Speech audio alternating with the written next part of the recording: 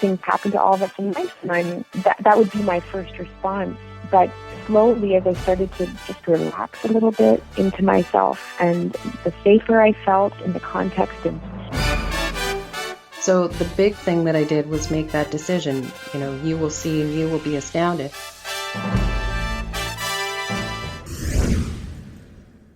Cue music.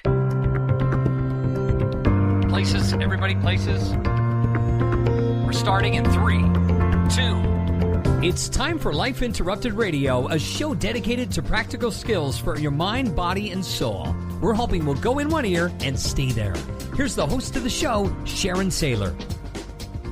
Welcome to the Autoimmune Hour on Life Interrupted Radio, where we look at the rise of autoimmune disorders. The NIH estimates nearly 24 million Americans have an autoimmune disorder. To put that in perspective, cancer affects about 9 million and heart disease up to 22 million. You'll be as surprised as I was to find out what autoimmune entails. I brought together top experts that range from doctors, specialists, nutritionists, researchers, and even those recovering from autoimmune to bring you the latest, most up-to-date information about autoimmunity and how to live your life uninterrupted. So let's get started. Welcome, everyone, to the Autoimmune Hour on Life Interrupted Radio. I'm your host, Sharon Sayler from SharonSayler.com. And tonight we're doing a little something different. I've got 2 amazing recordings from 2 amazing women who have tackled their own health conditions in their own way. And first we're going to hear from Sheena Grobb, who is a singer-songwriter, and then we're going to hear from Annie Poole, who is an author, and how she beat cancer. Because I wanted to share with you this idea of we can all know what we need to do. We can all tackle these issues the way we want to tackle them, and these 2 women surely have. So let me read Sheena's bio here. She is a self-professed songbird from the age of 2, a songwriter from the age of 10. She has 3 albums under her belt, a nomination for the Western Canadian Music Awards, and over 700 tour dates across Canada, the US, UK. She's an acclaimed singer-songwriter, teacher, and health coach. I happened to watch her TEDx talks from June of 2015, which was absolutely amazing. She was so transparent and so real, and I'll say raw, as she spoke about her health and how our lives are so fragile, and how she learned to battle her diagnosis of multiple sclerosis from the age of only 16. Sheena is now sharing explicit details on her health journey and teaching others a new system for alleviating subtle stress in the body that she herself has found life-changing. She credits the work of Dr. Doug Tentrian. I'm going to have to ask her if that's how we say that. Tekarin. Thank you, Sheena. And his bioemotive framework. Welcome, Sheena. Thanks for being on the Autoimmune Hour. Thank you so much for having me. Oh my goodness, what a bio. I have to tell you, I've listened to some of your songs on iTunes. They're just gorgeous. And as I said in the introduction, I listened to your TED Talk about life being so fragile, and in so many things you shared, I could absolutely relate. So just tell the audience a little bit more about your story. Yeah, looking back, I think there may have been some earlier signs even before 16, but when I was 16, I was very active in track and other sports, and music was my heart and my passion. I also challenged myself physically, and when I noticed that I was running on a warm day, I was running the track and my ankle kept rolling over on itself. My toes were kind of experiencing some numbness, and I thought that was quite strange. I wondered if maybe I'd pinched a nerve in my back, and I didn't really, react significantly at the time. I was pretty young, and I just thought, well, that was kind of strange. And then I noticed when I got in the shower after practice one day, I reached in and felt cold water with one hand and hot water with the other hand, and I'm like, wow, I don't think that's supposed to happen. No, I don't think so. Yeah, fortunately for me, I mean, in some ways it was definitely a shock to the system to get the news so early, but I saw a doctor, and my small town family doctor was quite diligent in getting some answers for me, and I was diagnosed very fast. By Christmas that year, we got the news on Christmas Eve. I remember it very clearly. Yeah, I was given a diagnosis. So from there, it changed the game for sure. Oh my goodness, I can't imagine getting the diagnosis on Christmas Eve. It's bad enough getting the diagnosis at any time. I remember in your TED Talk, I was nodding my head when you said something like, I heard the diagnosis and that's all I heard. So what happened after you got the diagnosis? Well, immediately after, and I alluded to this in the talk a little bit, my attitude, my positive thinking, and my really healthy upbringing with my family, that kicked in really fast. I adopted some healthy attitude around it. I tried my best to go forward without putting too much negative energy towards the idea that this could go a number of different ways, and think positive, Sheena. And that really did help me for a time. Those were healthy tools to be using. And certainly for a lot of people, we understand that having a positive attitude can really affect how we experience our symptoms or the experience itself. But I definitely recognized later when I came to understand a few things about emotional processing that I didn't really have the tools or the space or the knowledge to understand how to truly feel what that impact had on me. I had literally gone into a state of, I would imagine it was a state of shock, some kind of just hold it together, clench up my body, be strong for my family. Don't complain, don't worry, that's not going to help anything, And so those beliefs and those were instilled fairly deeply into me, and I held on to that. And, it worked for a long time. I went on the next number of years. I didn't really experience, my symptoms went away, accepted my doctor's recommendations, and I focused on my studies. A number of years later, in 2000 and I want to say 4 or 5, I woke up one morning and I had lost partial vision in one of my eyes. It was another reminder that this was still a part of my life that I hadn't fully accepted or acknowledged. My identity was so wrapped up in how positive an attitude I had and how well I could do in life no matter what. So again, I didn't sit down and I didn't feel sorry for myself. I didn't let it get me down, even though I was clearly struggling. But again, my conditioning was to just kind of power through and be as positive as I could. That was great. I'm not trying to discredit the power of positive thinking. It's so important. Oh, I know, but I can see the downside to it. I tried to do that too right after my diagnosis. I don't think I held out as long as you did. At this point where you had your identity wrapped up in this positive attitude, I can see so many women doing that just to keep their family strong, or they don't want to, harm their children's development or anything like that. My goodness. At what point did that all shift and you say, maybe there's a better way? Well, the next relapse I had was the most challenging one for me. I had a lot on my plate at the time. I was burning the candle at all kinds of different ends, if that's possible.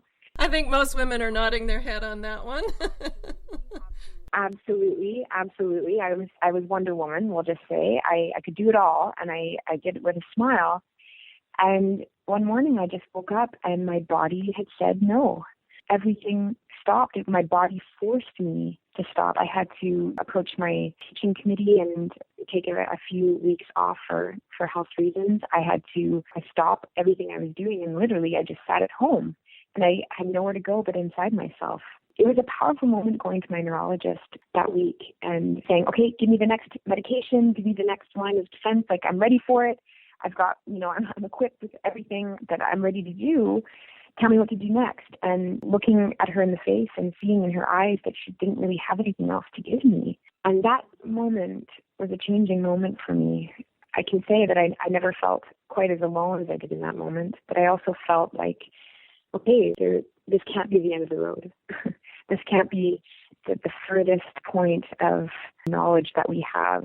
And lucky for me, I had a friend in my life who had been through a lot in her own journey, who had luckily met this doctor that she introduced me to. And she said, Sheena, don't worry about the money, just go see what he has to say. And I was thinking in my mind, what does processing my emotions have to do with anything? Like I didn't really get it at the time that there would be almost like a mind, body, spirit connection that I hadn't yet really explored. And I didn't even really know how open to that I was.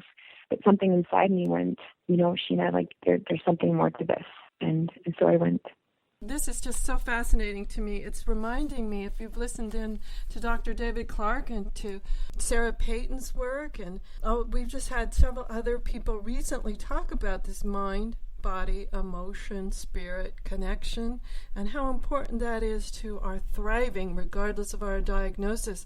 So when we come back from this quick commercial break, Sheena's going to share with us all about what she learned when she learned about bioemotive framework and how critical it was to her understanding what was going on with her and how it shifted everything for her. And this is so exciting when you hear this, guys. So just a couple of minutes. Thanks a lot. Life Interrupted Radio will return after these messages from our sponsors. It's great sponsors like these that keep this show coming to you every week. Be sure and stop by lifeinterruptedradio.com to learn more. This episode is brought to you by mindfulnessinactionbook.com. To get your free 4-minute guided meditation to relax, refresh, and renew in just 4 minutes, and who doesn't have 4 minutes? Stop by mindfulnessinactionbook.com now. This guided meditation is in handy MP3 format, so you can use it anywhere, anytime. Download it now at mindfulnessinactionbook.com. Your conscious lifestyle on steroids. OMTimes Radio. IOM FM. Humanity Healing International is a small nonprofit with a big dream. Since 2007, HHI has been working tirelessly to bring help to communities with little or no hope. Our projects are not broad mandates, nor are they overnight solutions, but they bring the reassurance that no one is alone and that someone cares. To learn more, please visit humanityhealing.org. Humanity Healing is where your heart is. Hello, I'm Lisa Berry. Join me every Monday at 1 p.m. Eastern Time for Light on Living, a chance to see new, hear different, and feel more as I shine the spotlight on all the ways to lighten the load of life's challenges. Light on Living is your link to that new way you're looking for, that new understanding that will enhance your life, and that positive connection that will support your growth. So join me, and you'll gain insight and start to see things in a new way that motivates you. I'm Fidel Mshombo. I was born in a city called the Bukavu in the Congo. We were a loving family, and then, boom, everything that I had disappeared in a single day. People think that when you are a refugee and they resettle you to America, and all your problems are done. They don't understand that that's the beginning of everything. I was not born a refugee. I was made one. It's time we welcome refugee families with open arms. Learn more at embracerefugees.org, brought to you by the Ad Council. Welcome back, everyone, to the Autoimmune Hour on Life Interrupted Radio. What I love about what I do here on the Autoimmune Hour is I get to talk to amazing people all the time. People like Sheena Grobb, who's been through it. As she said earlier, she was diagnosed with multiple sclerosis at the age of 16. And now she's sharing with us how she reached this turning point. So let's dive back in, Sheena, and find out, okay, what happened when you started to get this connection? There's more than just the physical body happening here. Absolutely. Well, I can remember the first day that I met Dr. Tatarn. I walked into his office, and I remember feeling how strange it felt that I wasn't busy doing all these other things, that I was constantly looking after other needs or looking after expectations that were placed on me. I looked at him and I sat down and he asked me why I was there. Why did I think I was there? I guess I understand the question, but I think my brain would probably go, look at the chart. I just unfolded with tears. And the very first thing that came to my mind is that I've never taken time like this for myself before. I have never given myself an hour in the company of someone who's just listening to me and supporting me in this moment where I get to express like how scary it's been or how hard or how difficult. And that alone was a changing moment, just to feel my body's response to that kind of self-care coming from myself. I knew something special was about to happen for me. And within 3 sessions of working with my emotions a little bit and learning about how to listen to what I was feeling, because at the beginning, like I almost bypassed my own emotions. Ask me what feeling is active in your body right now, like in your stomach. If you had a feeling associated with circumstances that you're going through right now, what would it be? So often my response would be, well, I feel fine. Like, things happen to all of us in life, and that would be my first response. But slowly, as I started to just relax a little bit into myself, and the safer I felt in the context of being able to explore what I was sitting with, I was slowly able to learn and develop a language around truly feeling the root of what I was actually going through. And for me, I've also discovered through some of this work with Dr. Tatarn and others that the language of emotions is something that many of us haven't been taught, given to us in school, the way that, you're instructed how to ride a bike, or you're instructed how to play baseball or basketball, you're given coaching in those areas because we have an understanding of the importance of those areas of our brain. But up until this point, there's been so little understanding on the importance of being able to develop a language around what we experience with our emotions. I know what you mean. I can think of so many times just in my own world, and these different voices go through my head where it's like, or girls don't cry, buck up, here, have a cookie, you'll feel better. But nothing around giving a voice to, I feel sad right now. Wow, this sounds like amazing work. Let's dive in some more. I was fascinated by just learning about my own deficits in this area and realizing that I had two beautiful, wonderful, loving, supportive parents. My mom was a teacher and a counselor herself. So if I, as a child, was not getting these tools given to me, who is? It was kind of what I'm thinking, right? And so I started to understand the importance of getting to the root of what I was feeling, and also learning that I was this time 22, 23 years old. I had already experienced so many years of, not every negative experience in my emotional body had to be extremely traumatic, but go through school and you feel rejected because a certain group of people isn't inviting you to a party or something, and the impression that might leave with you at a young age ends up being an impression taken about who you are. Absolutely. And then you add on to that a diagnosis of multiple sclerosis. Absolutely. I can think of the usual high school angst.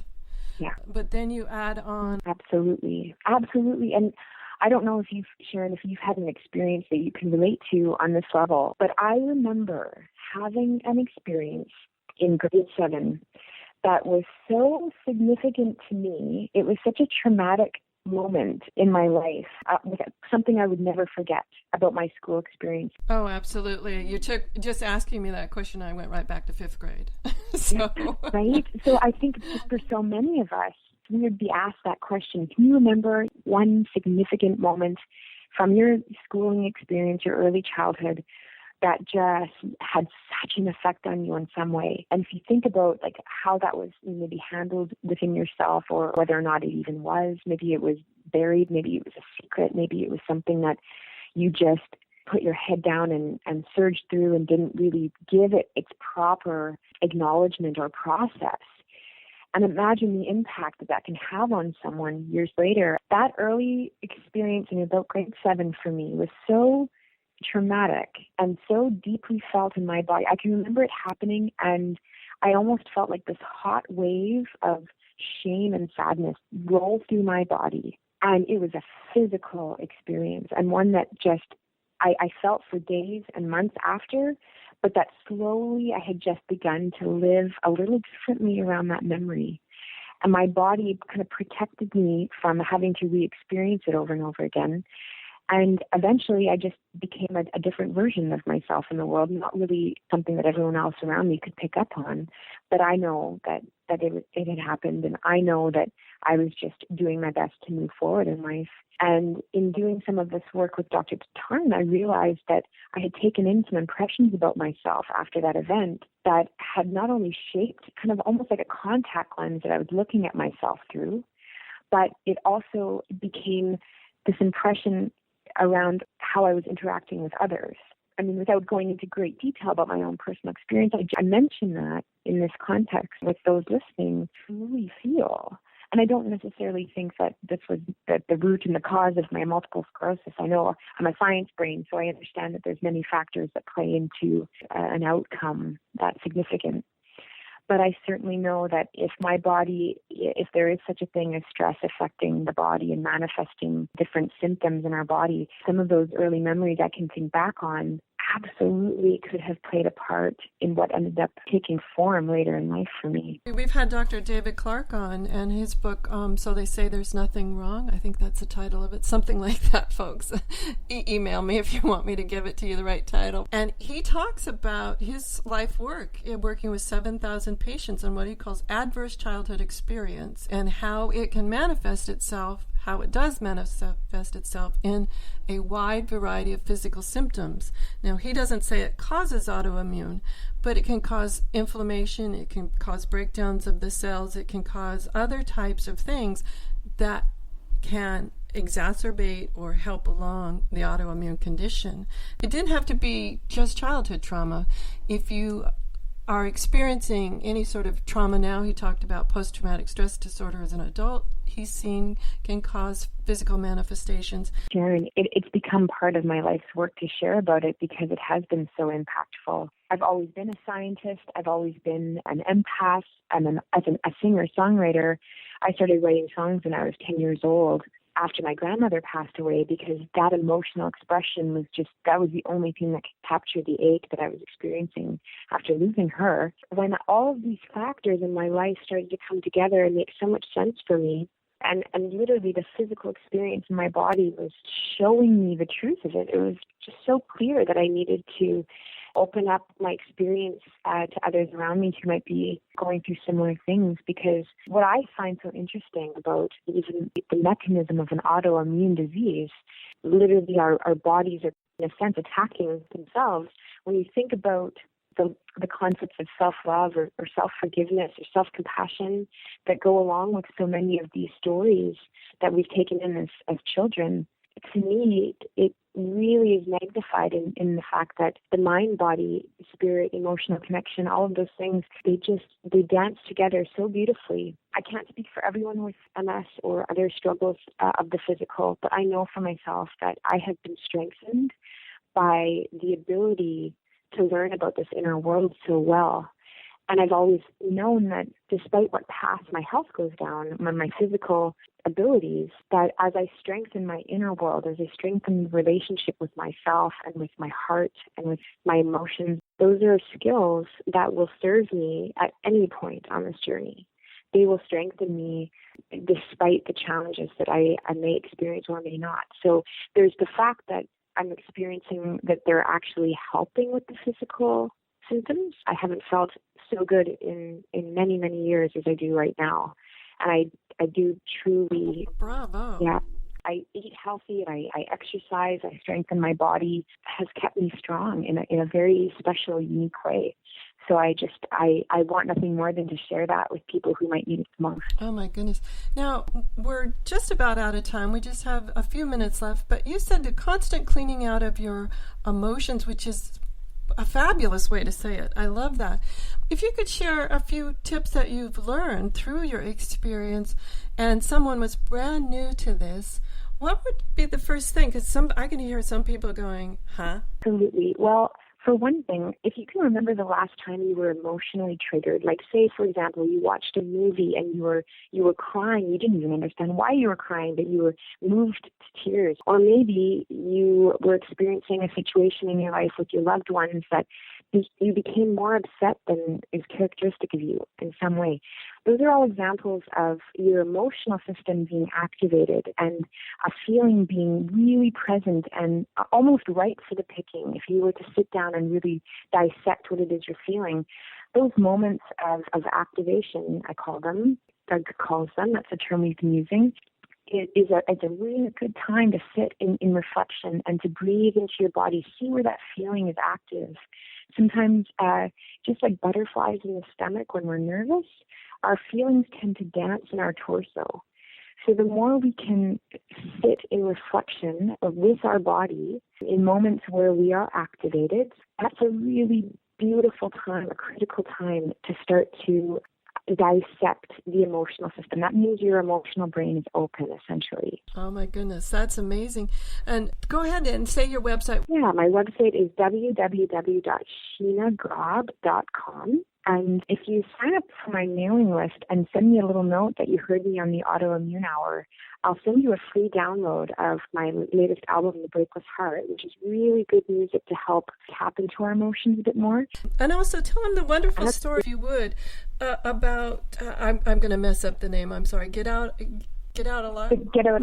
Yeah. And that wonderful story. Yeah. So a number of years ago, part of the reason why I've started to talk about my health a little bit more, I spent 14 years not wanting to share with the music community that I had MS. I was afraid that would hinder my career and that others wouldn't trust to want to work with me as a musician. So I was kind of trapped in a prison of silence for a while around it. And then I got a call from a woman, her name is Lindsay Nelko, and she was a choreographer for So You Think You Can Dance, a very famous TV show where dancers, put together beautiful works of art to different music. And she said, Sheena, I would love to make a music video for one of your songs.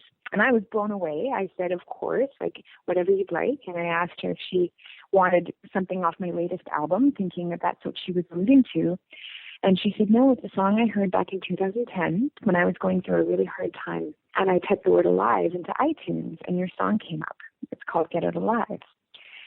And Sharon, I almost dropped the phone when I heard it. It was like if the universe was trying to tell me to speak up about my health journey, it was this moment, because out of the hundreds of songs I'd written since I was 10, that was the one song that I wrote during the time when I was paralyzed and I didn't know if I'd ever play music again.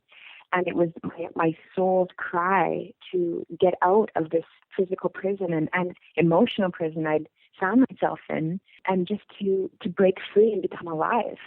And so when she asked me to describe that song and what it was about to her dancers, I knew that this is now the moment that I needed to come clean about what I'd gone through, and because I think others out there might truly benefit from hearing it. And I knew that then more than ever. So on I go. I have 3 albums that if people are interested, they're on iTunes or off my website. I sign CDs if they're ordered through my website, and I tend to have a bit more of a relationship with people who contact me directly. So that's always lovely. It's my life's work. These songs have been like children to me, so I'm always so grateful to get to share them. You guys, you have to go listen to them. And I'm going to spell out her name. So it's Sheena, Sheena, Grobb, GROBB.com. Thank you so much, Sheena, for sharing with us your story. And we'll be right back with Annie Poole right after this quick commercial break.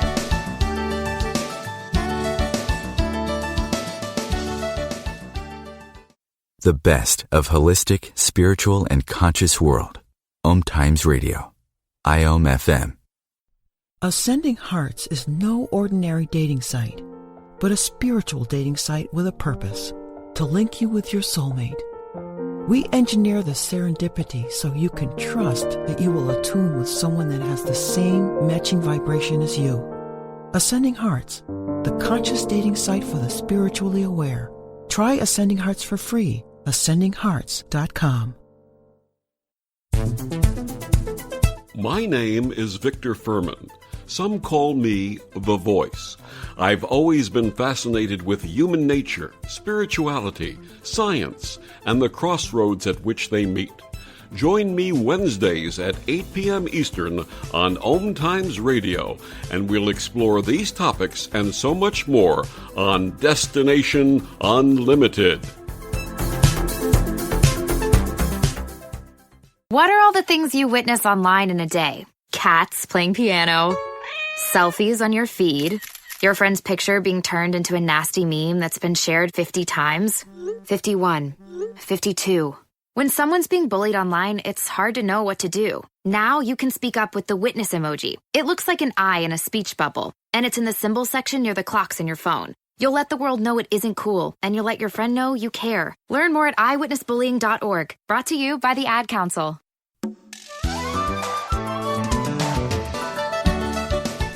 Welcome back, everyone, to the Autoimmune Hour on Life Interrupted Radio. I'm your host, Sharon Sayler, and now it's my pleasure to welcome Annie Poole, the author of the book Passport to Life. Very fascinating story.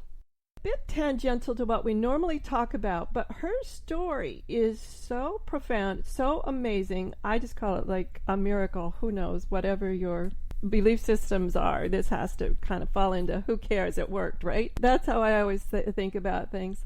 And she's an international best-selling author. Her book is called Passport to Life: How I Overcame Incurable Cancer Through the Power of Travel. Now, right, see, incurable cancer, see where I said that was a little tangential? But man, if you can overcome incurable cancer, I bet. Let's have her on and find out the amazing things she did, because even if we see an incremental healing or thriving in feeling better in our autoimmune condition, as I say, woohoo, go for it, right? So anyway, in 2013, Annie was diagnosed with incurable cancer, and she turned an insurmountable obstacle into an opportunity. Drawing on her life-changing travels abroad, Annie daily visualized her cancer journey as an exciting travel experience. Within less than 6 months, she changed her incurable cancer diagnosis into a passport to life and became completely cancer-free. Now, isn't that an amazing story? Now you know why I needed Annie on the show. Welcome, Annie. Thank you, Sharon. It's such a pleasure to be here on your show today. You know, when I read your story, I was like just shocked, amazed. I mean, I'm not surprised, though. I mean, I've heard of these kinds of things before, and there is more and more evidence mounting for all different types of varieties, all alternative treatments for it. But first, let's tell us a little bit about your story. What a traumatic shock to be diagnosed. Well, first of all, I was working on a dream, Sharon. So to hear the news that I had incurable cancer just came at really bad timing for me. Well, I think it's always bad timing. Well, yeah, it's always bad timing. This is true. What was the dream? Well, I'd come back from Italy and Ireland. I had taken my 2 adult kids on a site inspection tour of Ireland, and then we went on to Italy. So we had just packed in tons into that 2-week period and came back on a big happy high. And shortly afterwards, I was diagnosed with cancer. Wow. Now, at first, I thought it was stage 1, and at the time I thought, oh, I can do this. That's no problem. Been through a lot more than that. I think a lot of us with autoimmune are laughing with you, not at you, because I've heard that over and over before. Been through more than that.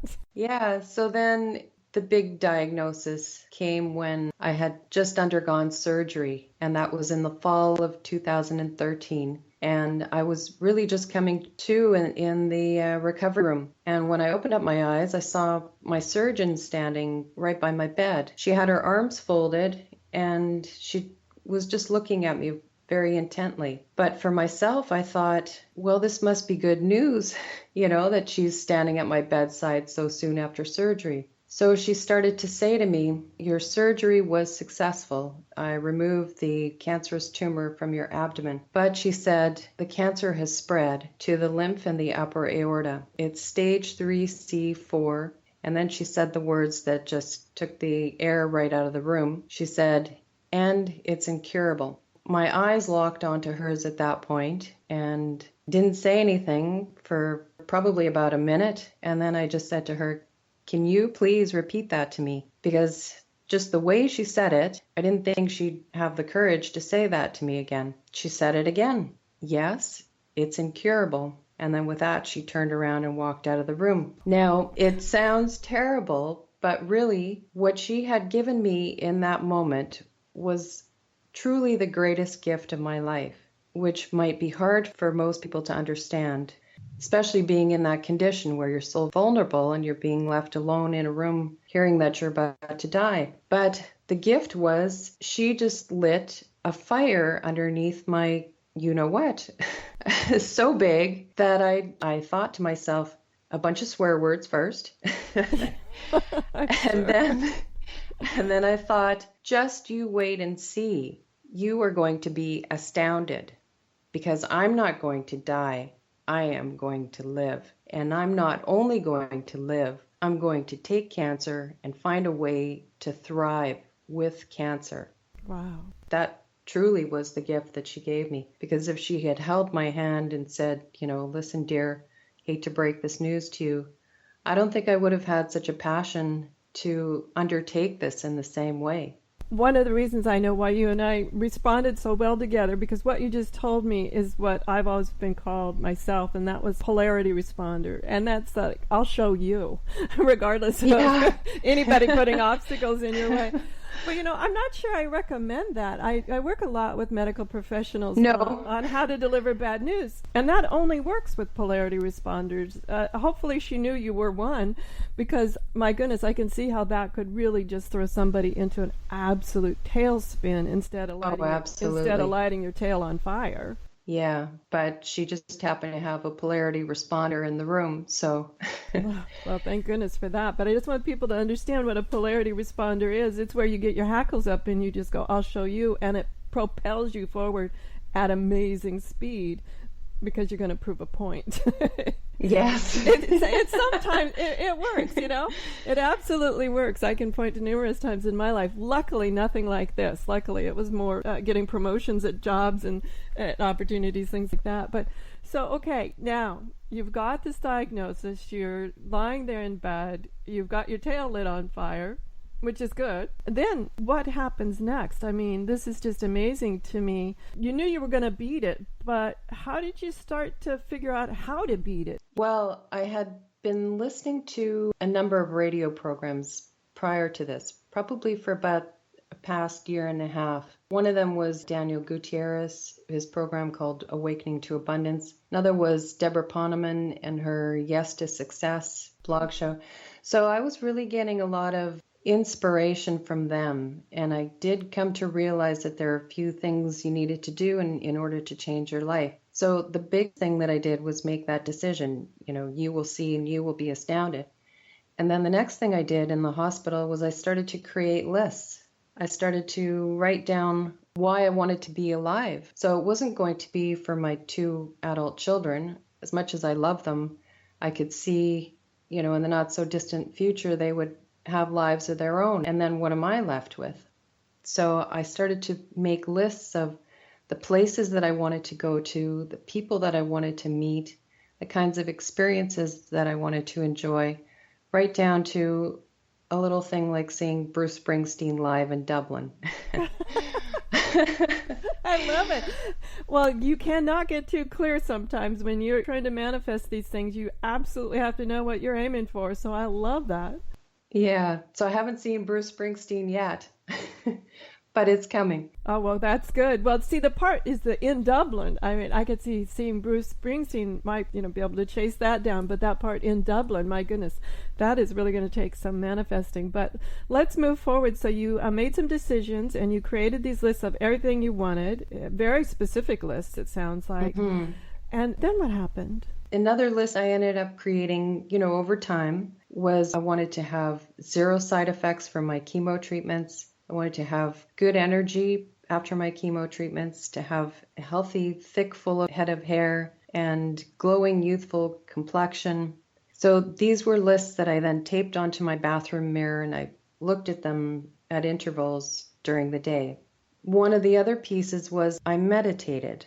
Like I went deep within on a regular basis to ask to see the journey, like where am I going with this? And in my meditations, now I had come to the point where I was also writing a book at the time that I went to Ireland and Italy with my 2 adult kids. The book that I had been writing was How to Overcome the Post-Vacation Blues. So it was about travel, and I was writing this book because I had experienced some very life-changing travel experiences. I had come back to Victoria, and my life really tanked at that time. I just fell into a classic case of the post-vacation blues. So it was so acute that I started to mine those travel experiences for the gold nuggets that would help me get my life back on track again. I came to realize that this would help other people with their own experiences. Going back to my meditations then, that's what I came to realize, was that if I could apply those principles that I had been writing about in this book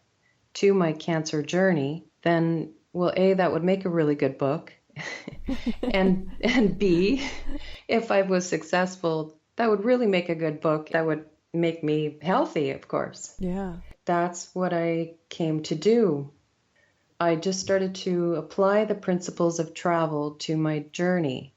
since it was a self-imposed time off with cancer for an indefinite period of time. Now, I think most people don't realize here, I want to just throw this in, because you didn't really travel anywhere during this cancer. This was all meditation visualization, correct? That's correct. Yeah, I didn't go anywhere. It wasn't recommended. You know, when you have chemo, you're not encouraged to go anywhere because you can likely pick up different diseases very quickly. Even the common cold potentially kill you. Right, yeah. So I didn't go anywhere. You're right, Sharon. What I did was I knew what it felt like to be on this wonderful experience in Italy or Ireland. So each day I did little things that helped me feel like I was still on that journey. And part of that was using music or going to a little cafe that helped me pretend that I was, watching the stylish go by in a piazza, drinking a cappuccino. Just those little things that helped or make my life, I should say, feel like I was on an adventure rather than this soul-sucking journey of having to go through cancer treatments. Oh my goodness. So let me just ask you a few clarifying questions here. So obviously during your meditations, you could sort of replay the movie in your mind of the beautiful scenery or the artwork or statues or the wind in your hair kind of thing. Were you visualizing this lovely cappuccino, or did you actually take the time to make yourself a little cappuccino and just enjoy the whole experiential taste and the heat of the coffee and all of that? Well, that's a good question. What I did actually, and I had a condo that I ran as a vacation rental condo. So I was right in the heart of downtown Victoria, which is touristy. So I could just step out and pick something that felt like, a bunch of tourists are here. I'm one of them. And here I am just enjoying this little cappuccino and pretending I'm in Italy or Ireland. Oh, that's so cool. So as you begin to do this, did you share it with your medical professionals? Because I know in my own autoimmune journey that when I shared certain things I was doing, and none of them far out, this might be a little farther out. I mean, I shared one that I was eating organically, and he looked at me in all seriousness, said, none of that's going to help. Which then immediately made the little evil twin on my left shoulder pop up and said, see, you could go eat that fast food. But anyway. But did you share this with the people in your world, especially the health professionals, and how did they react? I didn't share it with the health professionals. Like you said, I experienced something similar, when I talked about supplements or going to a naturopath. So I knew from going back to listening to Deborah Poneman or Daniel Gutierrez, I knew that you have to be so careful when you're manifesting a dream. You have to be so careful not to share it with the wrong people that could stomp all over it. And like you said, make you go back to defaulting to your old ways. Yes, and that's so true. And it doesn't have to be just medical professionals. I've been pretty lucky in my world, but every so often I bump into some curmudgeon who looks at me and says, well, why are you doing that? Whether it's taking a bath every night with my favorite music on. It's crazy how you can just trigger some people when you're doing something slightly different. And as far as visualizing this travel and stepping out and enjoying the experience, I can't really see any downside to it. Well, tell me a little bit more about, as you began to do these, how quickly did you start to see change? Well, I started to just feel happier. I started to really feel at peace. And something I hadn't felt for a long time was just really being present in my body. Those were probably the very most important things. Wow. Happy. I find so many people say that it's hard to be happy, but they have found so many life-changing things happen happy, at peace, and present in your body. We need to take a quick commercial break, but we'll be back in just a minute and find out how Annie was happy. I mean, sometimes you have to force yourself to be happy from my perspective, but we'll check in with her at that after this quick commercial break.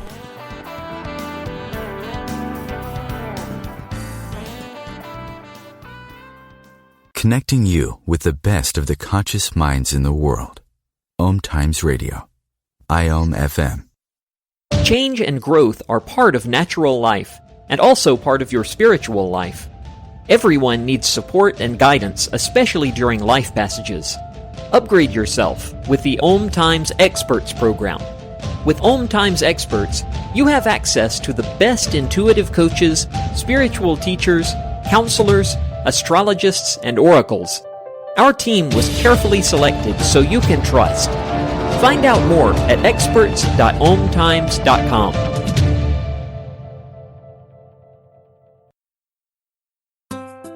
Grab a cup of tea or a glass of wine and tune in for Inspired Conversations with publisher Linda Joy on Tuesdays at 2 p.m. Eastern. Linda creates sacred space for leading female luminaries, empowering authors, heart-centered female entrepreneurs, coaches, and healers. A soulful venue where guests openly share the fears and obstacles they've overcome, wisdom and lessons learned, and the personal journey that led them to the transformational work they do in the world. Inspired Conversations to empower you on your path to authentic, soulful living. Hey, Dr. Phil here. You know, I help people solve difficult problems every day, but one problem has me stumped: childhood hunger. Nearly 16 million children in America struggle with it. Luckily, the Feeding America network of local food banks collects surplus food, giving hope to hungry children and their families. But they need your help. Join me in supporting Feeding America and your local food bank at feedingamerica.org. Brought to you by Feeding America and the Ad Council. Research shows we apologize up to 10 times a day, and most of the time, we say sorry as a response to someone else's mistake. What if we thanked people instead of all that unnecessary apologizing? So instead of saying, sorry, I'm rambling, you say, thank you for listening. Join us at projectforgive.com, a free, non-religious resource on global forgiveness. Welcome back, everyone, to the Autoimmune Hour on Life Interrupted Radio. Tonight we're talking to Annie Poole. Annie, what are some of the things that you did during your visualization? What were some of the things that you did to keep it up? Because sometimes we can be doing something and we start to get feeling good, and then we slip into our old ways. Music was really a big part of it, Sharon. I would find music that reminded me of those travel experiences, because music is a very powerful motivator. It's a very powerful mood changer as well. Make it part of your regular routine that you find a song every day that lifts your mood, and the words are very powerful to help you with your manifestations. So if I can give an example of that, and you'll have to pardon my poor Italian, an example of that is a song by Andrea Bocelli. Oh, I love him. It's called Nessun Dorma. My sister had given me this little angel figurine, something that you can put on your Christmas tree. So I kept it near my bed and looked at it first thing in the morning. And I would play Nessun Dorma. And at the end, when he comes to that big sweeping crescendo and he's singing Vincerà, that means I will win. So I would look at that little angel, and at the moment when Vincerà, and think, yes, I'm going to win. Look for ways to make the music really help you step into the emotion of what you want to experience. You know, I think that's critical, is the emotions that we place during our whole process of healing and thriving. And I love that music, and then you actually stepped outside in what more beautiful place than Victoria, absolutely. and things. What else happened? Well, and this is something else somebody going through a journey with a chronic illness can do, is I bought something that helped me bridge the world I had left behind, which was the world pre-cancer, and the world that I was reaching for, which was the special world, the land of my dreams is what I call it. And it's just like Dorothy in The Wizard of Oz. She had those little ruby red slippers that took her from the ordinary world of Kansas to the world of her dreams. I looked for something like that as well. So what I ended up buying was something that I could picture myself wearing in Italy or Ireland, sitting at a cafe in a piazza, sipping a cappuccino. I bought a pair of skin-tight blue sequined pants, and I wore them to the grocery store just around the downtown area during the day. And how that helped was, first of all, you feel much better when you are wearing something that that elevates your mood, that makes you feel elegant and classy and beautiful, as opposed to feeling tired and grungy. And the other thing is, when I would wear those sparkly pants, especially at a time when I had chemo, I just felt glamorous. I didn't feel like a cancer patient. You've just had chemo. That really helps to make you feel as though you are moving in the right direction. That's amazing. I love the blue sequin pants for sure. I know, you didn't quite use that word bravery, but to me, this whole thing about healing is bravery to me, is a huge part of healing. Being brave enough to do whatever it takes to get to where you want to go is always profound to me. You get to a point, I think, with your illness where you will do whatever it takes. It's not just force of sheer will. It's more about really wanting to be who you really are now. Just letting go of all of the conversation that's in your head. It's so important to step into your authentic self, to really embody who you really are now, because that's what critical illness tends to do in these situations. Is in order to love yourself, you really have to be honoring to yourself. And the biggest piece of that is to really ask yourself every day, who am I and what do I really want to do? So for me, when I traveled to Italy and Ireland, I just really loved to dress up and feel part of the well-heeled crowd, that's going by on the piazza.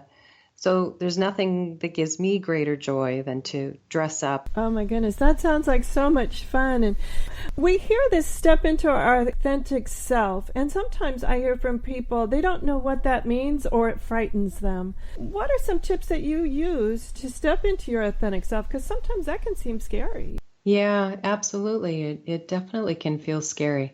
I think the biggest thing is just to ask yourself every day, what do I want to do? What would bring me joy, actually, is a good question to ask. And just to stay present with that until the answer comes. And it could be something very simple. I want to go to Starbucks and have a cup of coffee right now. And as you practice that more and more, you will get more and more answers about how to honor that part of you. I think that's so profound. Honor that part of you is so profound. Well, this has just been fantastic. Your story is amazing. Share with us the end. We just have a few minutes left, and I want to make sure that everyone has the information on how to get a hold of you in your book. But obviously, it wasn't incurable because this was in 2013. So share with us when you went back to the doctor and went, ta-da! So what happened? Well, first I did something very brave, I guess, but it had to do with a song that I played over and over again, and that was a song by Bruce Springsteen. Wow, there's the connection. Okay. Yes, there's the connection. The song was Meet Me at Mary's Place, and if you listen to the song, especially on this one DVD, he builds the song to this peak high point where it's about meeting someone at Mary's place, and he's going to have a big party. I threw myself a big I kick cancers, you know what, and turned 50 party and invited 150 people. 75 of them showed up. And then a week later, I went to the doctor and she gave me the all clear. But at that point, when I was at the party, I still was dealing with some shreds of doubt.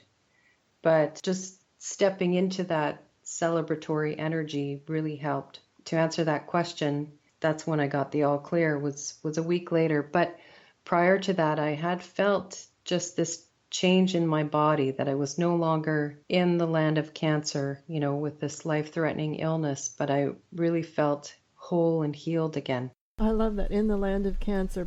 Just those words alone show it as a journey, and that there's an entrance and an exit. There's always another county line somewhere, a state border, whatever we want to say, that you can move into. Fantastic. Just really quickly here before we run out of time.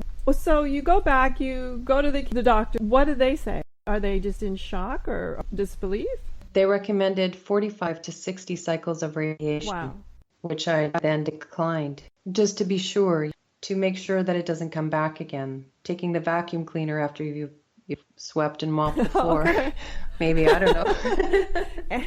And so you declined, and that was in 2013, right? That was in 2014. Fantastic. Yeah. Fantastic. So the last they looked at me was as though I would never be alive again on the face of the earth. But here I am. Here you are, ta-da, in all your glory and your blue sparkle pants. I love it. I love it. Yeah. So tell the audience more about your website, how to find your book, because, guys, it's a great book. As you can tell, it's sort of one of these stories where you don't really believe it at first, but read the book, you'll believe it, because it's like, wow. Really, she cured herself through the power of travel, and she really never left her neighborhood, so to speak. So anyway, Annie, tell us your website and how to find out more about you and your book. Thank you. I'd be happy to. The book is on my website, which is www.anniepool.com. Great. anniepool.com, just like it sounds, folks. And thank you so much for being my guest on the Autoimmune Hour. The information provided on lifeinterruptedradio.com is for educational purposes only. What you hear, read, and see on Life Interrupted Radio is based on experience only. The information presented here should never be used for any legal, diagnostic, or treatment purposes. Always seek sound legal, medical, and or professional advice regarding any problems, conditions, and any of the recommendations you see, hear, or read here on Life Interrupted Radio. You've been listening to Life Interrupted Radio. To learn more, listen to other shows, and gain free resources that can help empower your life, be sure to stop by lifeinterruptedradio.com. This episode is brought to you by mindfulnessinactionbook.com. To get your free 4-minute guided meditation to relax, refresh, and renew in just 4 minutes, and who doesn't have 4 minutes? Stop by mindfulnessinactionbook.com now. This guided meditation is in handy MP3 format, so you can use it anywhere, anytime. Download it now at mindfulnessinactionbook.com. Do you want to be a better leader, have better relationships, become more self-aware, be a better communicator? Hi, I'm Sharon Sayler, best-selling author, professional speaker, and executive coach. And my life passion is empowering professionals to be the best that they can be. After years of working with professionals, I've discovered the 7 things nobody is telling you that can cost you your clients, sales, and even your career. And I want to give it to you free. You've heard my show, you know my passion, and maybe we'll be working together sooner rather than later. So go grab this ebook now to find out the 7 things that's costing you big time over at SharonSayler.com/radio gift.